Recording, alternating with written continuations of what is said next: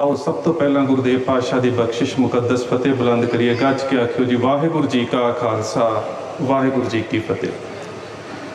नज़ीरियन इतिहास के विच एक बड़ी वड्डी कोटेशन है, until the line have no historian history of hunt will glorify the hunter. जदों शेर अपने इतिहास को रचना पढ़दा वाचना सिरजना छड़ दिंदे ने ते फिर शिकारी अपनी मर्जी के नाल इतिहास लिखता है। जदों शिकारी मर्जी के नाल इतिहास लिखता है, वो जदों शेर का शिकार करता है मकारी ते चलाकी नाल करता है, पर वो अपनी इतिहासकारी दे विच अपने आप को बहादुर ते शेर नूं कायर साबित करता है। ये एक बड़ी वड्डी ट्रैजेडी है।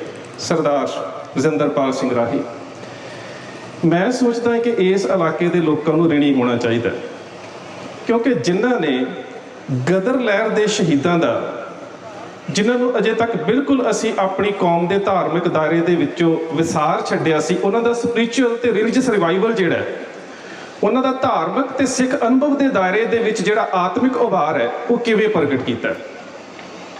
मेरे ख्याल के नाल अज तो कुछ साल पहला 2004 के विच जदों मैं RSS के उपर एक किताब लिखी सी तब्बे रोस जाग्यो, ਉਹਦੇ ਵਿੱਚ मेरा केवल एक लेख सी इस विषय को लैके, तो मैंने इंज लगता सी कि केवल एक RSS ही ऐसी जथेबंदी है जिहड़ी सिख इतिहास को मिस इंटरप्रेट करती है।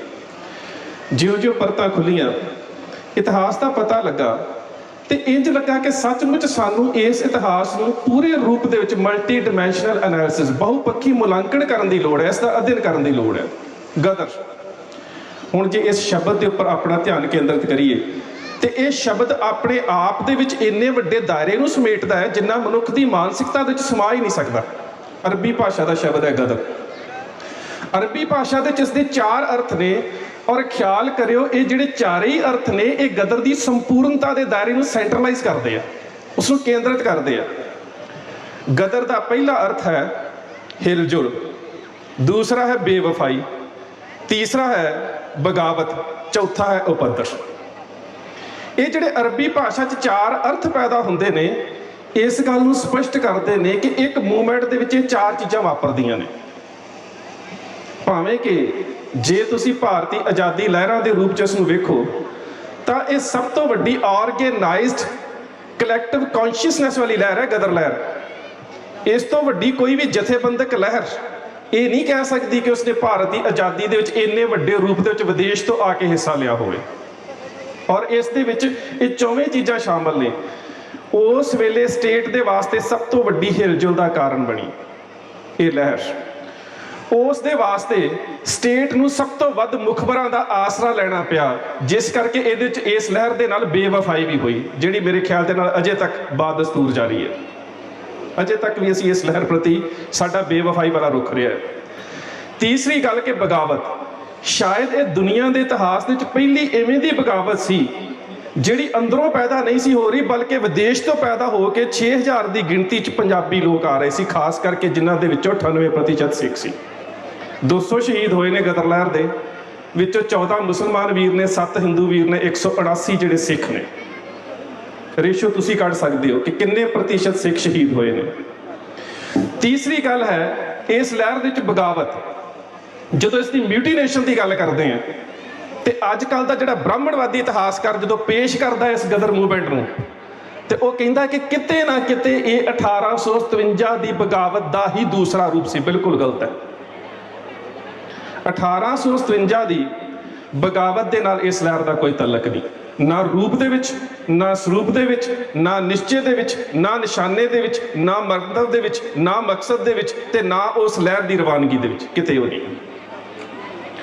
1857 का गदर, जे मैं सिख इतिहासकार की गल कर देवां, RC मजूमदार वर्गे जिहड़े निरपक्ष इतिहासकार ने हिंदुस्तान के, वो भी कहते हैं कि यह हिंदुस्तान की आज़ादी की जंग नहीं सी, इसका हिंदुस्तान की आज़ादी के नाल कोई मतलब नहीं सी। इस 1857 की बगावत के शामिल होने वाले है कौन सी? नाना साहब। कारण की सी?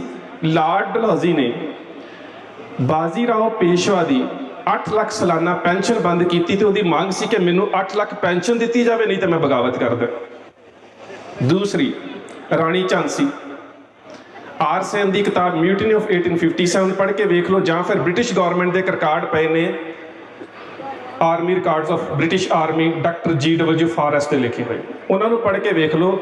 ਮਹਾਰਾਣੀ ਝਾਂਸੀ ਲక్ష్ਮੀ ਬਾਈ ਜਿਹੜੀ ਹੈ ਉਹ ਆਪਣੇ ਪਤੀ ਦੀ ਮੌਤ ਤੋਂ ਬਾਅਦ ਵਿਧਵਾ ਵਾਲਾ ਜੀਵਨ ਬਤੀਤ ਕਰ ਰਹੀ ਸੀ।